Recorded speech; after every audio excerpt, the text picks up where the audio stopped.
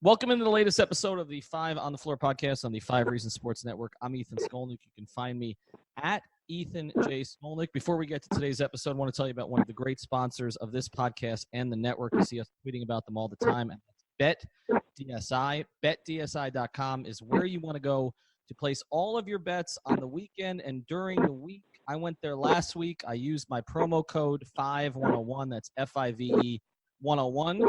Bet against the Dolphins before the game, for the entire game, and then was like, okay, I'm going to bet against them for the first half too, and won both. So not always going to go that way, but you can bet in-game. If it doesn't go so well in the first half, you can bet halfway through. And, of course, you can still bet the futures. The Heat right now are at about 43.5, I believe, at BetDSI, so make sure you check that out if you want to go over. Also, I saw that the Florida Panthers are at 95.5 points, which I went over for them last year. Basically lost that bet in the first month. But go to betdsi.com. Again, that's betdsi.com. Use the promo code 5101. Make sure you do it because you get a special bonus. It gives you a little bit more money to play with in case things don't go right. And now, on to today's episode. Welcome to Five on the Floor, a Miami Heat and NBA podcast from Ethan Skolnick with Alphonse Sidney, a.k.a. Alf954. Brought to you by the Five Reasons Sports Network. All right, Ethan Skolnick back here. We've been doing this series, and something happened in the midst of the series. We did the first two with Alex Toledo and my usual co-host, Alphonse Sidney, both of whom you got to know from the podcast Miami Heat Beat. And we did two episodes. One was about Jimmy Butler and whether he was a true number one, and the other was about who the point guard is going to be on this team. Justise Winslow or Goran Dragic, and the idea here is we're getting into sort of what we see as the five issues going into camp. But Alf was not available today, and neither was Alex. And so look who's here. How sick are you, Johnny? I'm so sick. I couldn't even do my own show yesterday. I had so much planned, and here I am doing your show, sick, flu gaming it. Well, okay. What did you have? Because we were talking about this off air. There's really nothing to talk about right now unless you're really creative like me. What did you have planned exactly? I was basically just going to talk about how good I think Justise Winslow is for the 20th time. That was it. That was the plan. All right, so you're perfect for this episode also. All right, if you don't know Giancarlo Navas, you can follow him on Twitter at GNavas103. Of course, Johnny used to be in my network, or our network, and he and Heatbeat fled a couple of months ago. But I figured before we get to the episode and the topic we're going to get into, a bit of an announcement. You want me to do this, or you want to do this? You do it. You're good at announcements. You lead the league in announcements. I do lead the league. I make them every day. It just shows that we're doing something, even if nothing's really being monetized. Anyway, so here's the thing, as I used to say on the radio. Heatbeat is not coming back into the network as a podcast. They're with Blue Wire Pods and very happy there, and that's a national network, and they're the Miami Heat representative in our market. But several of the contributors to Miami Heatbeat will be contributing to Five Reasons Sports, especially on the website, fivereasonsports.com. and other content. So we still have a very healthy relationship. This was not bitter or anything like that, right, Johnny? We had lunch the other day. Ethan was even going to pay for me. You know, I went to the bathroom and I came back and you paid for your half. Which I feel bad because I never sold an ad, so it was my way of apologizing.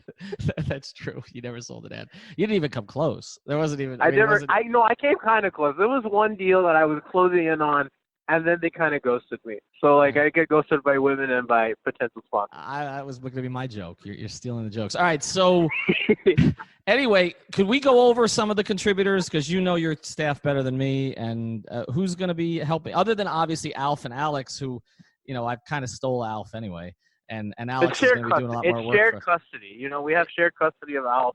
You get him on the weekends. I get him some of the weekdays. Some days he wants to go drink. It depends. He's kind of hard to pin down. Oh, that sounds like another part of my life, except that the person I'm trying to get shared custody of doesn't drink except apple juice, so it's fine. So Alf drinks a little stronger stuff. Alf drinks Crown. Alf drinks Crown, and we also have shared custody of Tropical Blanket, Alex Toledo, too, because he's going to be doing some producing for us and appearing on the podcast, and he'll be at Media Day for us too. Son. Yeah, your first son. All right, so who else is – because I don't even know. I mean, this is how well you communicate. This is kind of how you ended up out of the network in the first place, because you just communicate, then you just bolted. who is it on the on Heat Beat that's going to be helping me out so I know? So a little bit of everybody. First and foremost, myself, yours truly. You get my misspellings all over your website again.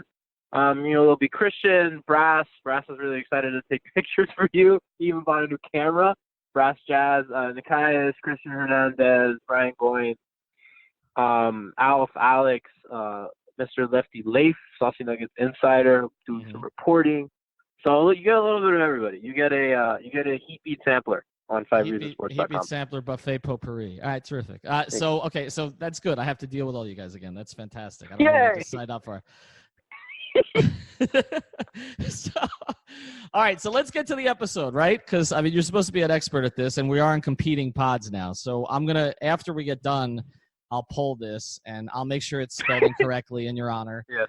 Pull this, and I will ask who did a better job. But here's the topic today: who is going to be the second star on this team now and in the future? And we've already talked about Jimmy Butler on this pod. He's going to be the first guy. We talked a little about Justise Winslow and Goran Dragic and who's going to be the starting point guard, and I think that plays into this question a little bit.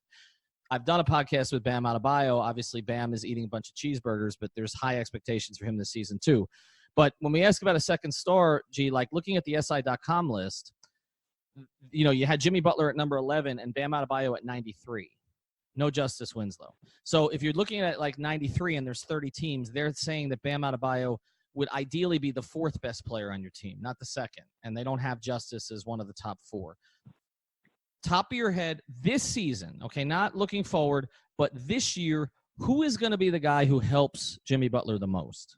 So, that's kind of interesting because it could go one of two ways, right? So if Eric Spoelstra decides to empower Winslow and put him as point guard, that's a different answer than if he just throws him at small forward, where I really don't think he's the most effective guy. So I think he's probably the second most talented player on the team, and I know that's probably a little controversial.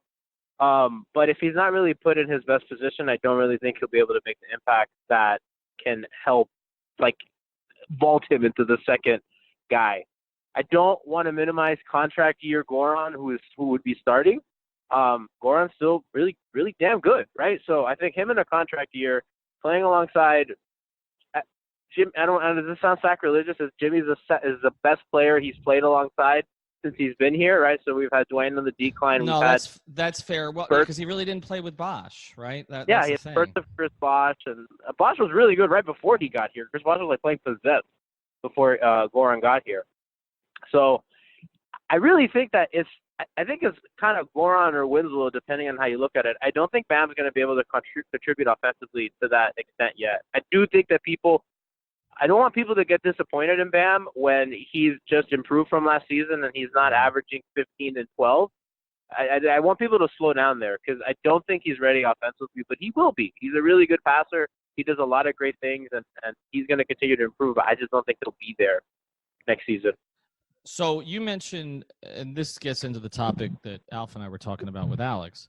You mentioned, what position Winslow plays. So let me throw out some different combinations to you, and you tell me where Justise, and I may disagree with you a little bit about one comment you made, and I'll get to that in a second, but where Justise would have a chance to sort of blossom and be the second guy. So let's say the starting lineup is Justise, Dion, and Jimmy. And let's say the starting lineup is Justise, Goran, and Jimmy. In which of those two scenarios do you think Justise would have a better opportunity? Because with the one with Dion, he's playing point guard, but he's also playing with a guy who's going to, monopolize the ball, right? The one with Goran, he's not really playing point guard, but could be at times if they could figure out how to make it work. So which of those two scenarios would Justise have the best chance to blossom and be the second guy for Jimmy? So one of them is Goran Dion, and the other one is Goran Jimmy? No. So we're looking at Justise, Goran. They're both Jimmy. Justise, Goran, okay, Justise, got you. Dion. One with Dion and one with Goran. Right. I'd probably say the Goran, because I do think Dion's going to be doing a lot of the ball handling anyway. He does bring the ball up a lot. And I think a part of that, it doesn't have as much context because I do think that Winslow's a really good rebounder. When he rebounds the ball, he's going to be allowed to push off the rebound. So if they go bigger lineups with better rebounders and he's not really in there, it's really going to – I think that's going to affect how effective he'll be bringing the ball up because it's different when Dion's getting the ball, and then he walks the ball up half court, and then they set up their offense, as opposed to Winslow getting it, and now Winslow suddenly in control from coast to coast. I will probably say the Goran lineup, just because I think that I just think Goran probably helps make him a little better, and I do think Goran has played off the ball a lot, and I do think that Dion will do a lot of the handling anyway. So I don't think it'll be much of a difference, but probably the Goran lineup. All right, now let me get to another comment you made and you said this will be a little bit controversial. The idea that Justise is the second most talented guy on the team. I'm not there. I think it's Bam. And I understand what you're saying about don't let the expectations get ahead of you this year. And you're right. He's not going to be putting up 15 and 12 consistently. Although if you look at the numbers he was putting up when he was a starter, I do think that he can do that often enough, okay, that I think that people will see the progress. But he's going to have some clunkers, too, because he's going to have to adjust. What is 15 and 12? Like Clint Capella? You know what I mean? Like, are we really raving about 15 and 12? Like, are we saying 15 and 12 is, like, franchise changing? No, but I don't think that – I think the 12 is the part he's going to – I don't know that he's going to be – They're going to need the 12 more than anything because this team's going to suck at rebounding. They are, but I don't know. He's not a great rebounder at this stage. I think he can be, but he's not Hassan. I mean, if there's a place they're going to miss Hassan – other than some of the rim protection, that's it. So there's a lot of places they won't miss Hassan. That they're going to be much better off with Bam. And memes. They're going to miss Hassan. Well, memes, yes, and talking to fish, right? But I mean, those are things that Bam doesn't do. But he does eat cheeseburgers against Kobayashi, which strikes me as a very Hassan thing to do, right? So it is. Right. So I mean, he's taking on the mantle. Yeah, it's just not as toxic. But I don't think when you look at the rebounding, I think that may be down. I actually think he's going to score. I'm not saying it's going to be more than 15 on average, but I think he's going to score more than some people think he is, because I do think that Jimmy is a good passer. And, if you have great pick and roll player. Terrific. Exceptional pick and roll player. Right. And so I think the two of them, I think that Bam's going to get a lot of easy ones. He's going to get some rim runs and some dunks in that sense. They're not going to be throwing the ball down to him to post a bunch. I'm curious to see if he can develop the 10 to 12-foot jumper just to keep people honest. But I do think that he's going to have some games where he kind of just sort of falls into 13 to 16. And so I think that I'm just going to go based on conversations I've had with people inside the team. They like Justise, okay, and they think that people gave up on Justise too soon. And when I say they, I mean there's disparate opinions in the organization. I try to draw sort of a general picture. But Bam's the guy that was untouchable. And that's why I come back to the idea that I think that from a overall talent perspective, Bam's skill set to me is more unique than what Justise could provide. And I'm a big Justise supporter, but I think, as you say, pure talent, I think it might be Bam. I think the reason it might be Justise over Bam this year, and I actually think it may be somebody else instead of either of them. The reason I think it could be Justise over Bam is just that Justise has more experience. I mean, he's been through this. And he's already sort of broken out in some ways, the shooting 38% from three the past 2 years, doing it on twice the volume. So would you say Justise is the smartest player on the team, basketball IQ-wise? I think Justise picked up a lot of Dwayne last year. Goran's really brilliant. I don't want to downplay Goran. I mean, talking to Goran, that guy is a savant. But yeah, but I think bright. I think the thing about Justise and intelligence, and again, everything's on a curve here because I cover it on a day-to-day basis what I thought was the smartest team, maybe, the NBA seen in the last 25 years, which was, kind of the third year Big Three team when you had, you had basically James Jones, Ray Allen, Chris Bosh, Battier, reading finance books before the game, right? And then, add to that LeBron's basketball IQ, Dwayne's basketball IQ, Udonis's just general intelligence. I mean, that was, one of the smartest teams, I think that's ever been, put together. And then they added Beasley. But right. I mean, they had to bring it down a little bit. We love Bees.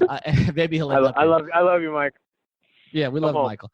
But I mean, I think on this team, Jimmy's basketball IQ is very high. Like if you talk to people who've covered him, and the way he challenges reporters, also. There's a little LeBron in there with him. So I don't want to underestimate that. But I do think the thing that Justise picked up last year was slowing the game down. Like he played at his own pace last year, particularly as he was getting an increased run at point guard. And I thought that was most impressive, G, because he's playing a new position and yet he was doing it the way he wanted to do it. And I just think you can't underestimate the Dwayne influence there. There's so many parts of Justice's game that looked to me like Dwayne when you were watching it up close last year. So I think he's going to take a big jump. I think from a pure talent standpoint, Bam is more talented, but maybe when you add in kind of the increased basketball IQ that Justice has developed, that he's there. But I'm going to make a case. I think there's two other guys that could be the answer to this question this year. And you mentioned one, which is Goran. I just don't know. To me, a lot of that, I almost think it's better for Goran. And I think Alex, myself, and Alf all agreed on this. I think Goran has a better chance to be the second player on this roster if he's coming off the bench. See, why not? Because if he's going to play both roles off the bench and playing against second-team guys, how many backup point guards in the league are better than Goran Dragic right now? How good is he going to look against them? No, that's fair. But I do think that there's a difference between being like a six-man. And like, you can be Lou Williams, right? But Lou Williams is also playing crunch time offense, right? Lou Williams is also the guy creating at the end of the game. So when you're talking about a guy that I'm supposed to think of as the number two guy, it's a guy that's going to torch starters too. Like, I want Goran at the end of the game, not just. So when you say off the bench, yeah, I like that for that reason, what you're saying, and also because it allowed Justice to play point guard. But I do think what's going to be really important for Goran is how they close games with him, and how, like, that's why I look at him as a number two, not just because he'll be able to just, like, run around, Nando De Colo or whoever the hell. Is Nando De Colo still in the league? Is he? I don't know. I was too much FIBA basketball. I've seen Nando De Colo's name too many times, at least Cola, in the last couple of weeks. I feel like he's an eternal Spur. He was like the one guy the Spurs picked up from overseas that didn't end up working out. I understand what you're saying. He's the epitome of backup point guard. Right. Well, yeah. I just, when I look at Goran's situation right now, I just think him coming off the bench, getting settled in that role, saving his body a little bit, which is something he clearly needs to do. That's important. After the past few years, like, I could see him giving you 16 and a half off the bench. And like, if that's going to happen, and giving you the nights that Dwayne gave you, and then being on the floor a lot during the end of games, which sometimes he hasn't been with the Heat, I think that, he presents such a different option for you that I think he could become the second guy. But I think the other guy that I don't want to overlook, and I know what you're going to say. I'm not a Dion guy. I knew you were going to go Dion. I knew it. But I just have this feeling, because if you go back 3 years, it was really him, right? I'm in the tank for him. I agree. I'm here for it. Right. And if he's in shape, and he's going to be 2 years out from his next contract, and he's, he plays off doubts, and he did develop a part of his game at the end of last year. I didn't like watching him chucking 13 threes, but he shot him at about 36.5%. So again, it's a style, and it's not personal for me with Dion. It's just a style thing. I don't like that style of basketball, but I do think that if he and Jimmy develop an us against the world kind of kinship, and Jimmy adopts him, like, I think his relationship with Dion could go one of two ways. It's right. It's either going to be really, really good or really, really bad, and I think we're going to know early.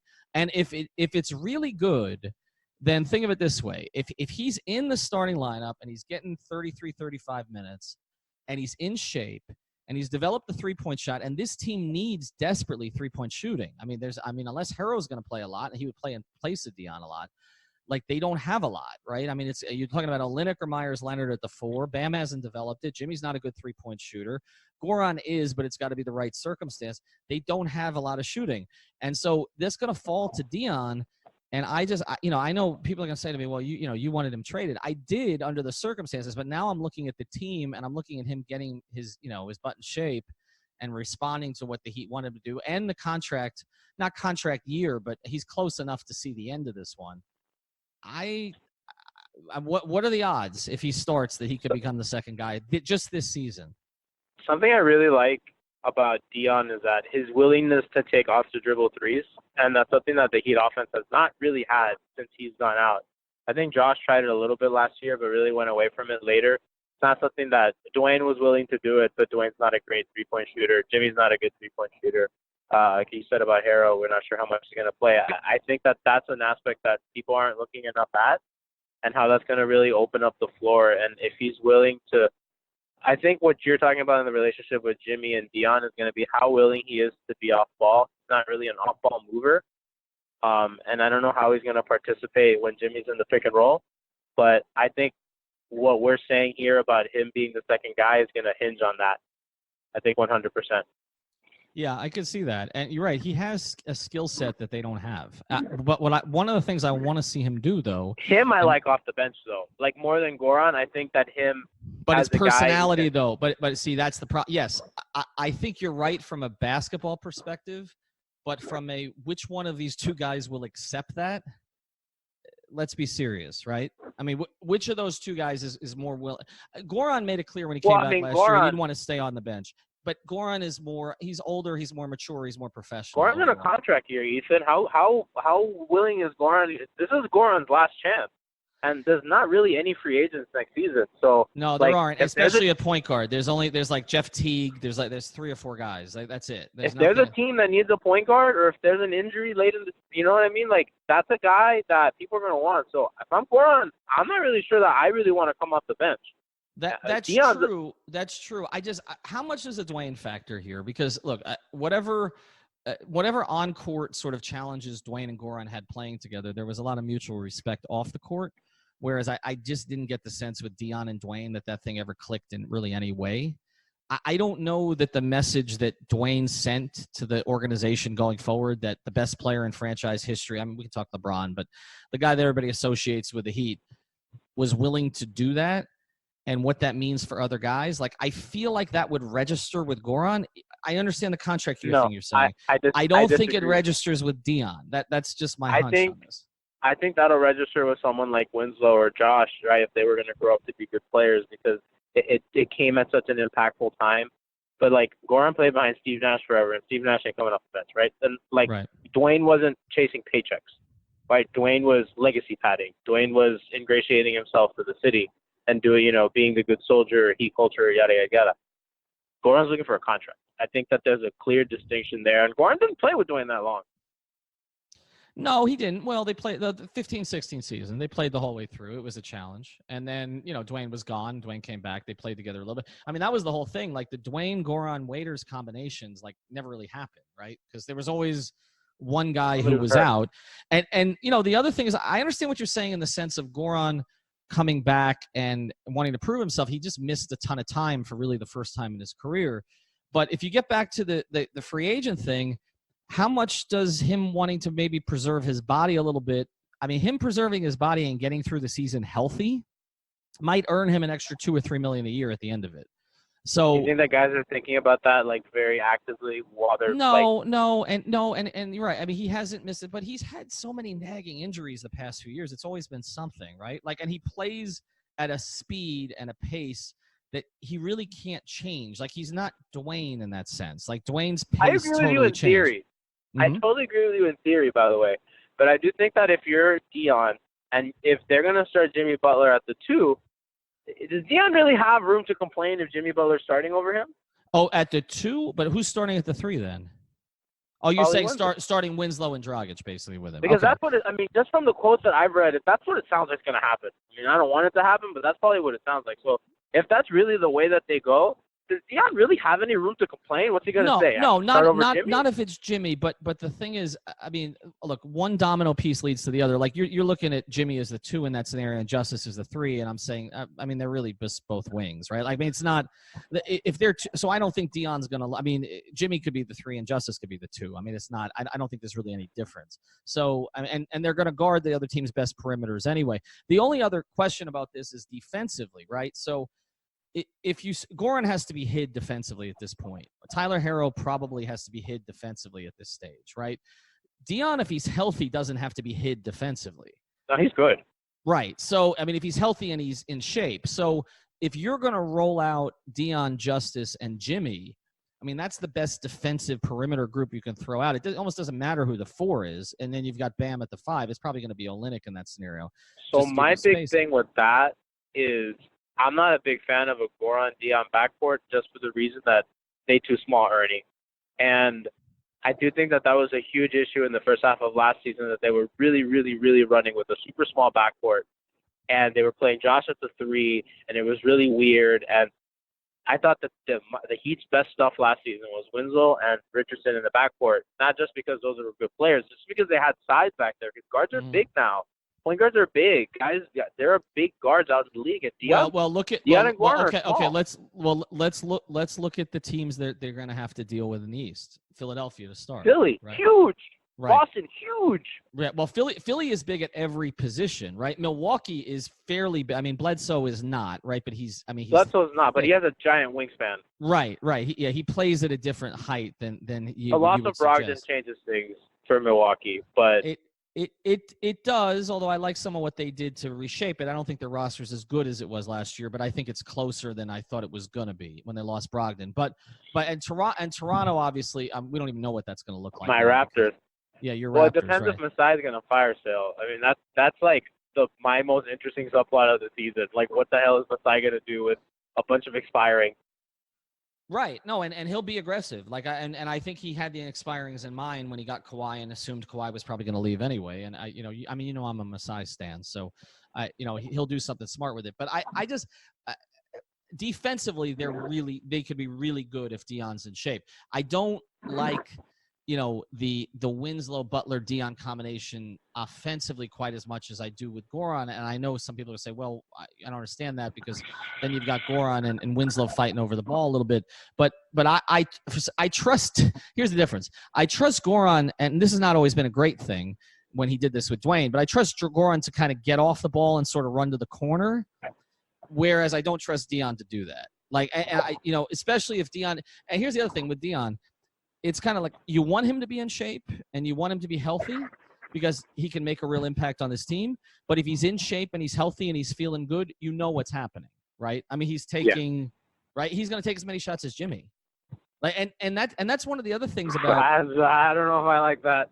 Well, but I think it's very possible. And Jimmy's usage rate for a star is low.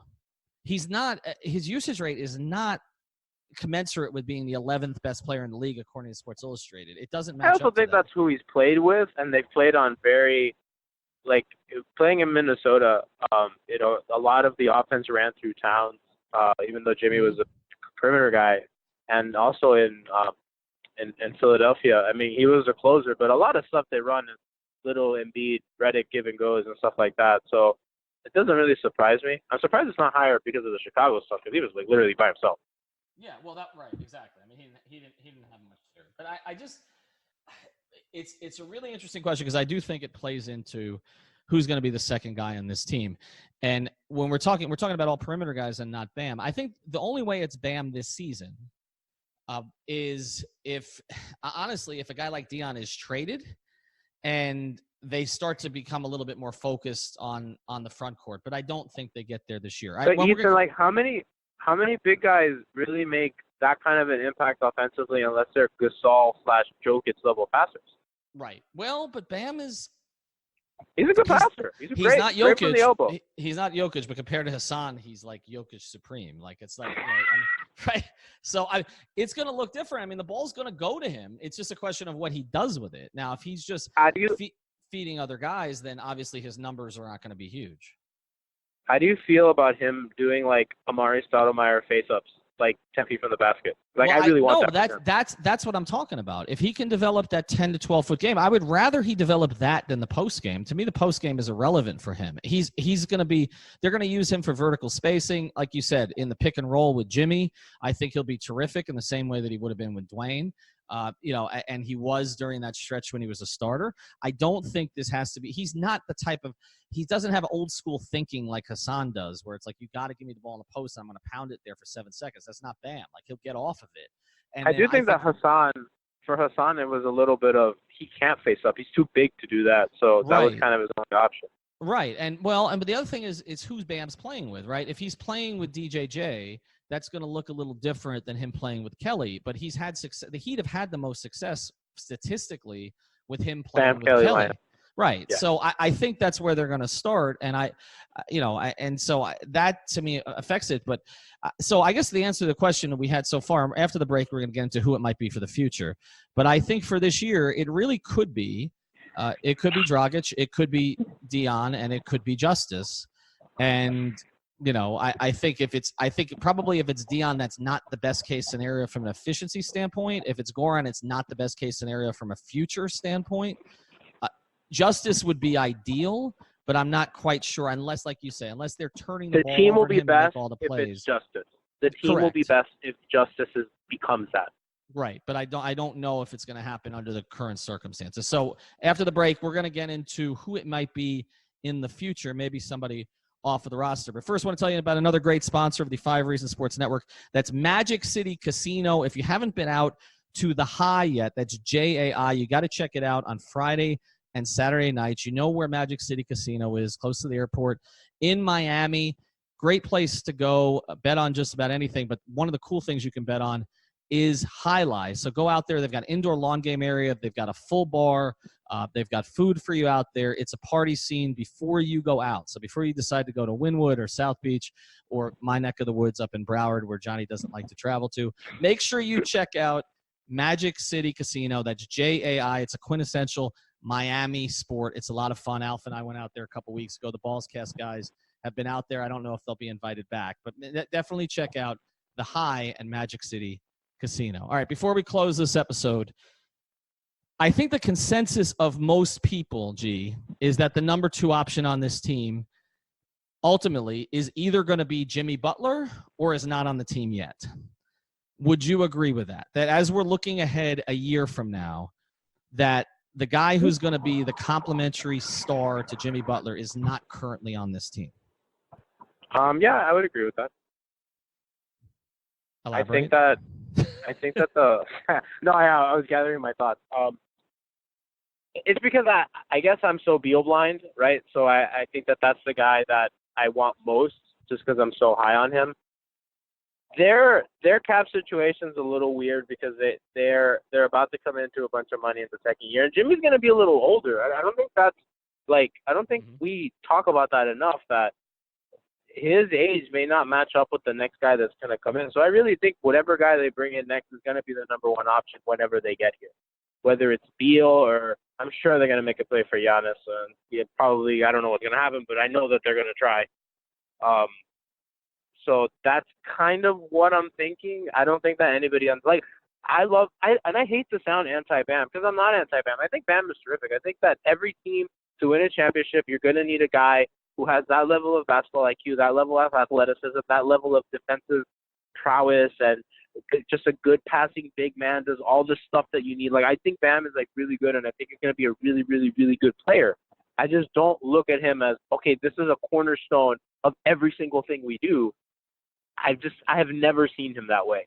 And it's probably because it's a perimeter-oriented league, and unless you're Jokic, you know what I mean? That's not really how the league functions. But nobody thought it was going to, right, but nobody thought it was going to be Jokic either. And so, I mean, the idea, I think it's pretty, I think when Jokic was in the league, I think it was pretty, there were people that were saying, and I used to make fun of Nikias for this all the time, but I mean, he was saying Jokic's first or second year, I'd rather have him than LeBron for the next 10 years, which is I still make fun of him because it's still a ridiculous take, but it's not like people didn't see it, right? It's there was clearly something very special and different about this guy. Bam doesn't have that. No, but Bam has some things that Jokic doesn't have, and I'm not going to compare him to Jokic as a passer because there's nobody less than 40% body fat. Well, right, okay, he doesn't look like a plumber, right? In part, right? So although he might after eating all those cheeseburgers, but the thing about it was, I mean, even Denver wasn't convinced. I mean, they drafted Jokic in the second round. They drafted Nurkic before him. And Nurkic was actually the starter ahead of him for a while. And it was only when Nurkic got cleared out that all of a sudden Nurkic blew up in Portland and Jokic really. Yeah, but they traded Nurkic to give Jokic more run. I know. I understand that. But I think I don't know that we should pigeonhole and say because the league doesn't have this kind of guy now that it can't happen, especially when Bam has a lot of the attributes that you need to have as a modern big. I think from a personality standpoint, Bam fits the profile. He has from the very beginning.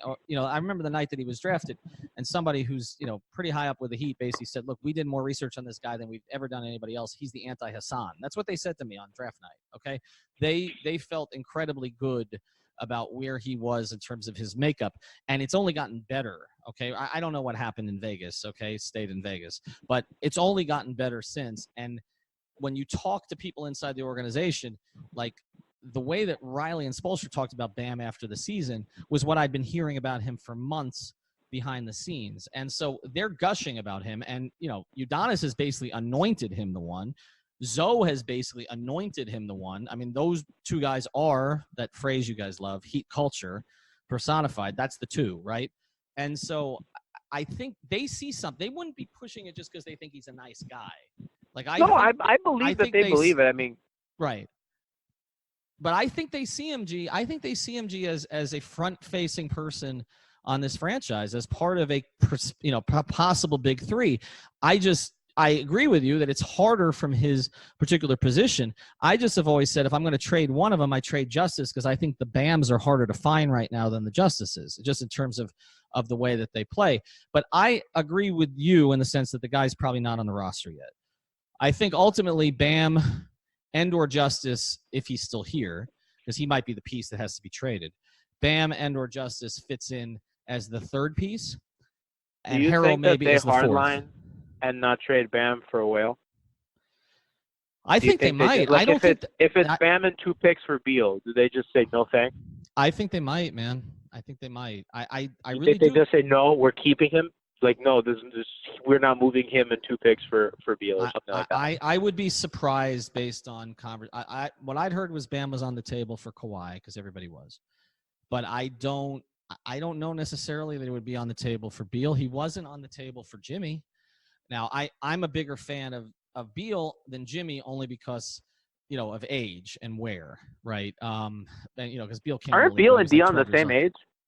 Beal came in at 18, like 19, like he came in as a baby. And he's in his 7 seasons he's played now, and he's 26. Dion's 26 too, though. That's insane. Right. But Dion came in, but Dion played one extra. Dion was older than Beal when he came in. But I just do I think they would hold Bam back from a trade? I think they might if they don't think they have another option there, and they don't in their system. Like, who have they drafted or brought in that looks like Bam? I mean, they don't have that guy, right? Like, it's the Justices of the world, the Josh Richardsons of the world.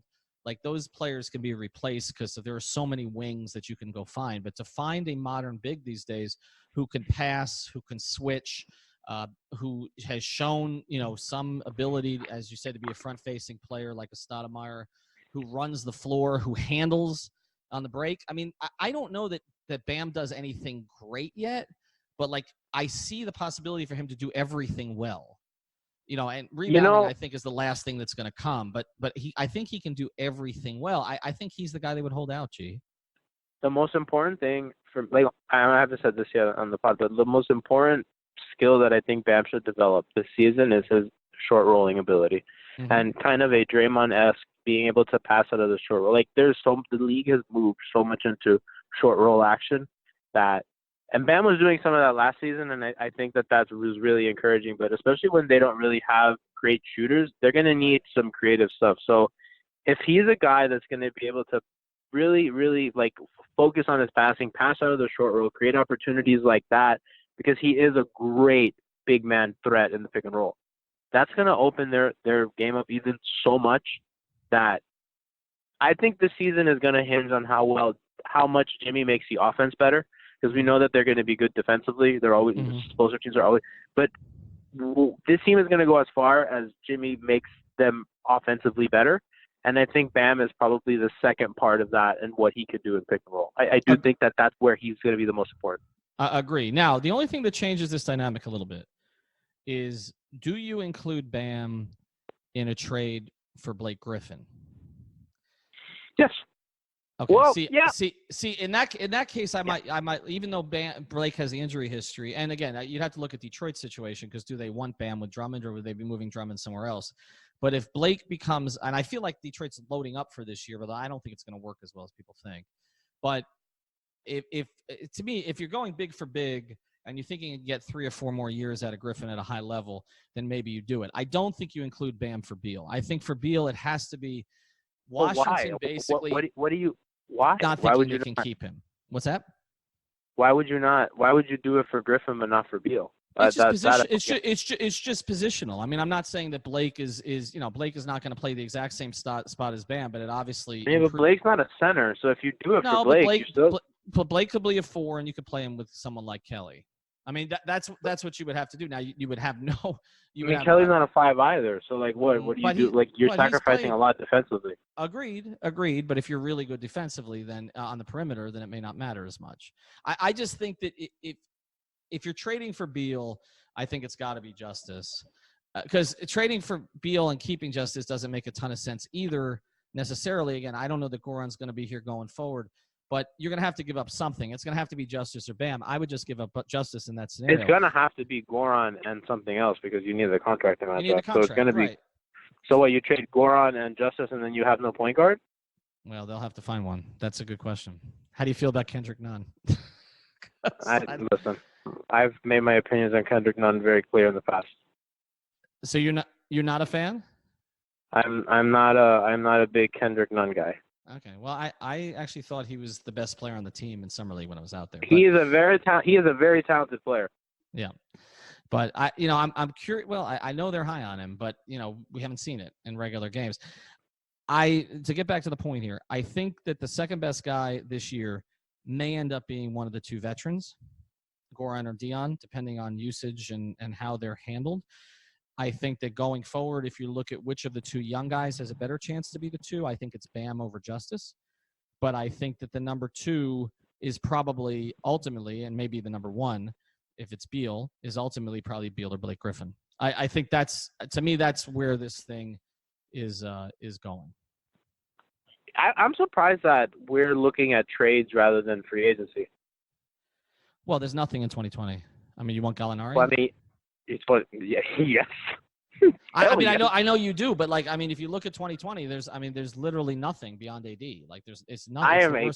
I am a Gallinari apologist. I love. No, Gallo. And I like him, but he'll never stay that healthy again. But you're not talking about a class that's worth anything. So we're talking about 2021, and if that's the case, if you're going after one of the really big fish in 2021, whether it's Kawhi, whether it's Giannis, or one of those guys, or whether it's Oladipo, at that stage, it's a long list. If you're going after one of those now, is what's that what we're doing?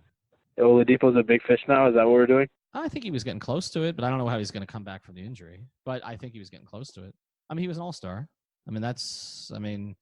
If he was healthy, would he not be somewhere in the same category as Bradley Beal or close?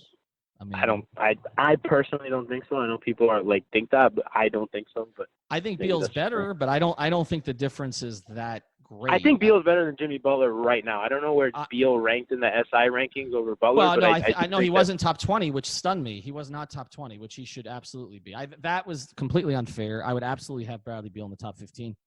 He was 25, 5-5 last year. I think Bradley Beal's better than John Wall, healthy John Wall. Yeah, I know. I agree.